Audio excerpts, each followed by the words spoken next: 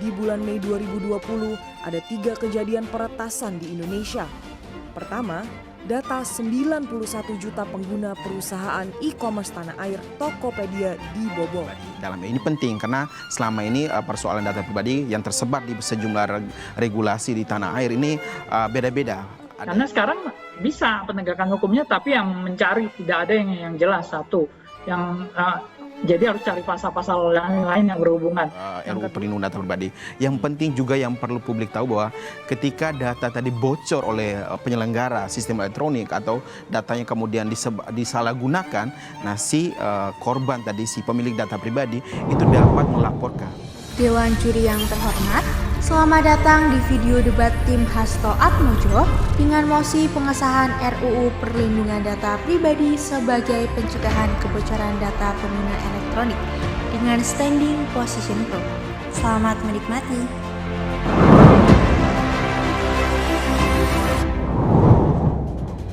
Profesor Kronberg dalam Welfare State Theory menyatakan bahwa negara harus aktif mengupayakan kesejahteraan atas kebutuhan dan kepentingan masyarakat. Maka Dewan Juri sudah seharusnya pengesahan RUU Perlindungan Data Pribadi dilaksanakan dalam memberikan rasa keamanan baik kepada warga dan kedaulatan negara. Assalamualaikum warahmatullahi wabarakatuh. Shalom, Om Swastiastu, Namo Buddhaya.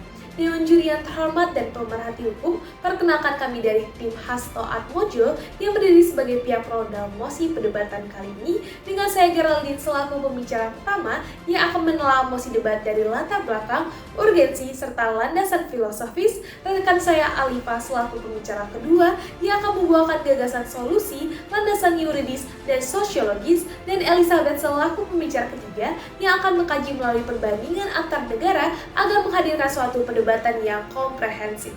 Sebelumnya Dewan Juri, marilah kita memahami apa yang melatar belakangi mosi perdebatan hari ini, yakni menuju era Society 5.0, penggunaan teknologi tidak dapat terlepas dari kehidupan manusia. Namun tidak dapat dipungkiri, kemudian teknologi justru menimbulkan tantangan baru, yakni adanya potensi penyalahgunaan data pribadi yang merupakan pelanggaran terhadap hak privasi seseorang. Hal ini tercerminkan melalui kasus kebocoran data 91 juta pengguna Tokopedia pada Mei 2020 lalu yang berakibat pada dijualnya data pribadi berupa username, nama lengkap, nomor telepon, hingga password dalam situs dark web. Padahal Dewan Juri, bila kita telaah bersama, di Indonesia saat ini telah terdapat 32 peraturan perundang-undangan yang telah menyinggung mengenai perlindungan data pribadi. Namun peraturan tersebut tidak mengkaji secara komprehensif sebagaimana RUU PDP. Sehingga urgensi kami pada mosi perdebatan kali ini ialah poin yang pertama, belum ada undang-undang yang secara khusus mengatur mengenai data pribadi baik dalam lingkup bentuk hak yang dimiliki pengguna, perlindungan, pengaturan, dan pengenaan sanksi atas penyalahgunaan data pribadi. Lalu hal inilah Dewan Juri yang membuat RUU ini ideal baik secara formil dan material. Lalu poin kedua, perlindungan atas data pribadi warga merupakan kewajiban dasar yang harus dipenuhi oleh negara. Hal ini menjadi linear pula dengan Pancasila sebagai filosofis Bronsla, tepatnya dalam sila kelima keadilan sosial bagi seluruh rakyat Indonesia. Pun telah sejalan pula dengan tujuan bangsa, yakni untuk melindungi segenap bangsa Indonesia dan tumpah darah Indonesia. Maka hadirnya RUU PDP merupakan representasi negara dalam melindungi hak warga terkait data pribadi baik dalam maupun luar wilayah NKRI sebagaimana amanat dari pasal 28G ayat 1 UUD NRI tahun 1945. Maka berdasarkan hal ini, kami menyatakan kesetujuan kami akan mosi perdebatan kali ini. Sekian dan terima kasih.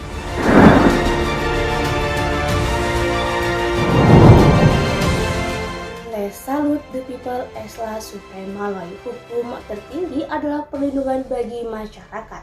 Lantas bila kita korelasikan dengan mosi perdebatan pada hari ini, hadirnya rancangan undang-undang perlindungan data pribadi merupakan salah satu bentuk dari adanya perlindungan bagi masyarakat dalam hal terjadinya kebocoran data dan keamanan data.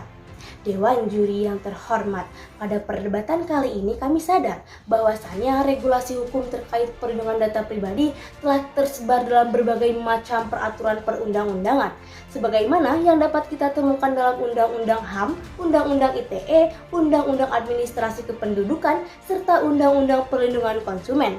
Namun Dewan Juri yang terhormat, yang harus digarisbawahi ialah dalam hal ini undang-undang tersebut tidak mampu membahas secara spesifik mengenai hadirnya data owner, data user, data flow, dan data security.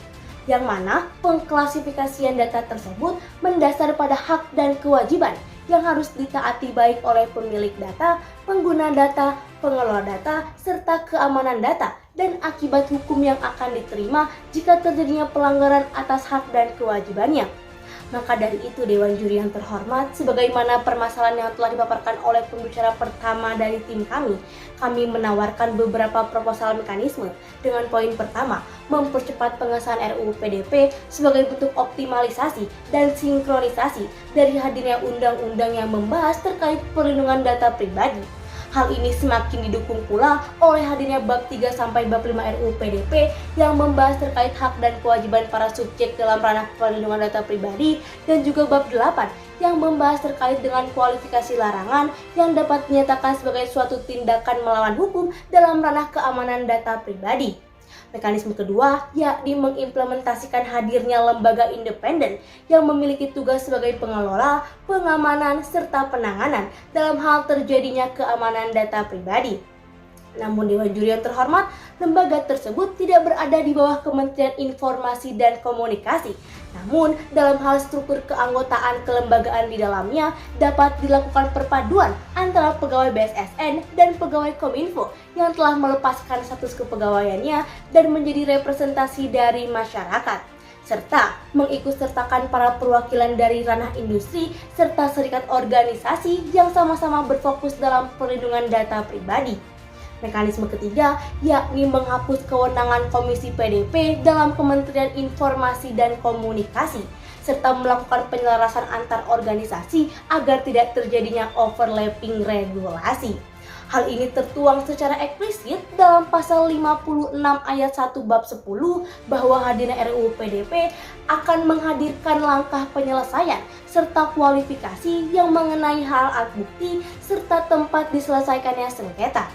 Pun Dewan Juri yang terhormat, marilah sama-sama kita melihat pada pasal 50 RUU PDP yang membahas terkait pemberian sanksi administratif serta pasal 60 hingga 69 yang membahas terkait dengan ketentuan pemidanaan yang tentunya tidak diakomodir dalam undang-undang sebagaimana yang telah disebutkan pada argumentasi sebelumnya.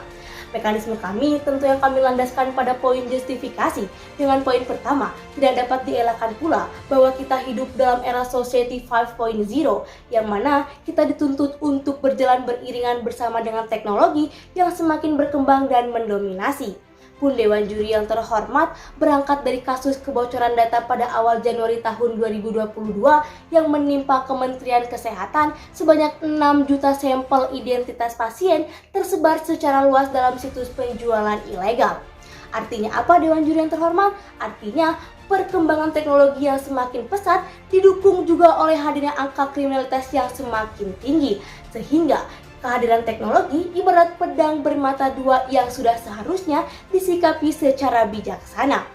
Pun Dewan Juri yang terhormat, hadirnya RUU PDP ini selaras dengan teori sistem hukum yang dikemukakan oleh Lawrence M. Friedman, yang mana RUU PDP ini termasuk legal substance dari adanya legal culture masyarakat yang semakin terbuka dalam perkembangan teknologi yang semakin cepat, serta hadirnya lembaga independen termasuk ke dalam legal structure yang mampu menangani permasalahan jika terjadinya keamanan dan permasalahan pribadi. Sehingga Dewan Juri yang terhormat, ketiga sistem hukum tersebut harus mampu diakomodir secara beriringan dan berjalan bersamaan agar menciptakan iklim hukum yang responsif. Sekian dan terima kasih.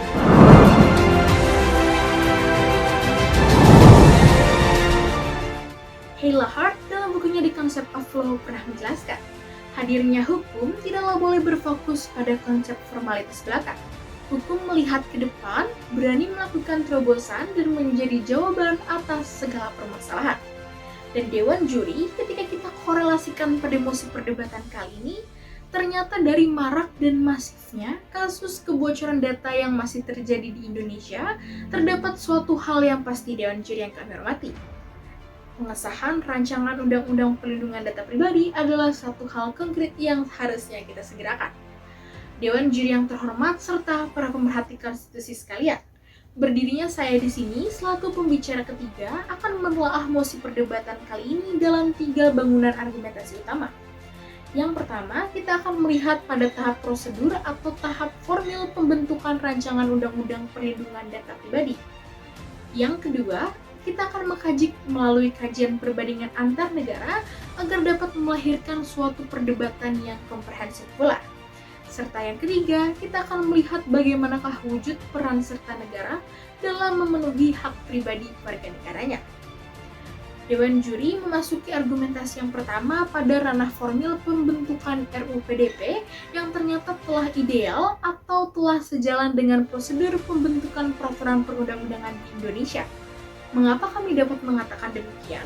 Karena pada tahapan perencanaan, penyusunan serta pembahasan RUU PDP yang telah melibatkan masyarakat, serta adanya kejelasan identifikasi masalah yang diusung, serta kelogisan adanya fakta sosiologis yang ada sebagaimana telah disinggung oleh pembicara pertama kali sebelumnya. Pun dalam hal ini, satu kelebihan RUU PDP yang ternyata tidak terakomodir melalui regulasi hukum lain ialah RUU PDP mengadopsi adanya prinsip ataupun asas sebagaimana dimaksudkan dalam GDPR, atau dapat kita kenal bersama dengan General Data Protection Regulation di kawasan Uni Eropa. Tepatnya prinsip asas ekstrateritorial, atau dalam hal ini Indonesia memiliki yurisdiksi untuk menyelesaikan permasalahan di negara lainnya berkenaan dengan perlindungan data pribadi. Pun Dewan Juri yang terhormat, alangkah lebih baiknya kita melakukan suatu kajian perbandingan dengan negara tetangga kita sendiri, yakni negara Malaysia. Ternyata negara Malaysia telah terlebih dahulu memiliki satu regulasi khusus yang mengakomodir masalah perlindungan data pribadi, sebagaimana dimaksudkan dalam The Personal Data Protection of Malaysia in 2010. Atau tepatnya sejak tahun 2010, negara Malaysia telah membentuk satu regulasi khusus untuk menangani masalah data pribadi, mulai dari pencegahan serta adanya penindakan. Hal inilah yang membawa negara Malaysia pada negara tertinggi ketiga di ASEAN terkait perlindungan data pribadi, berbeda dengan posisi Indonesia yang masih menduduki posisi ke-8. Bahkan, hal ini berimplikasi positif atas kepercayaan masyarakat Malaysia kepada pemerintahannya yang meningkat sebanyak 43% atas perlindungan dan pengelolaan data pribadinya. Hal ini pula Dewan Juri yang terhormat yang seharusnya mampu ditiru dan dicontoh oleh Indonesia agar implikasi positif itu pun tetap terjaga. Pun dalam hal ini, keberadaan RUU PDP dapat mengurangi atau menyelesaikan permasalahan kebocoran data pribadi yang kelak akan berujung pada penjual belian data pribadi, dan yang kedua adanya penggelapan data. Dewan Juri yang terhormat. Maka berdasarkan hal tersebut, hal ini menjadi linear pula dengan keberadaan ICCPR, tepatnya pada pasal 17, yakni adanya hak pribadi warga negara Indonesia yang seharusnya mampu diakomodir oleh negara, terkait kebebasan, terkait privasi warga negaranya yang merupakan tanggung jawab negara untuk tidak dapat disebarluaskan. Sebagaimana telah kita ratifikasi pula dalam Undang-Undang Nomor 12 Tahun 2005.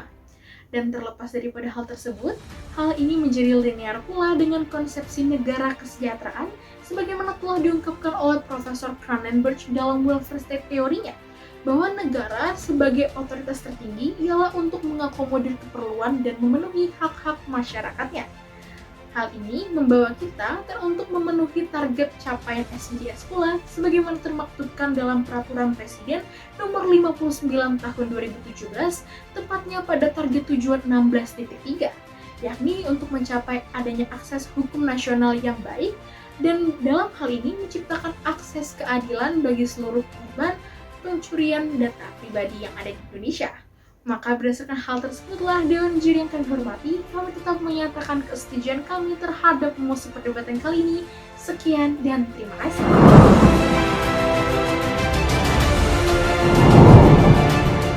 Surabaya Kota Memikat, membuat hati selalu melekat. Kasus kebocoran data pribadi meningkat, RUU PDP adalah jawaban yang tepat. Dewan Juri yang terhormat dan pemerhati hukum, telah sampailah kita di ujung perdebatan, maka izinkan kami menarik benang merah atas mosi kali ini.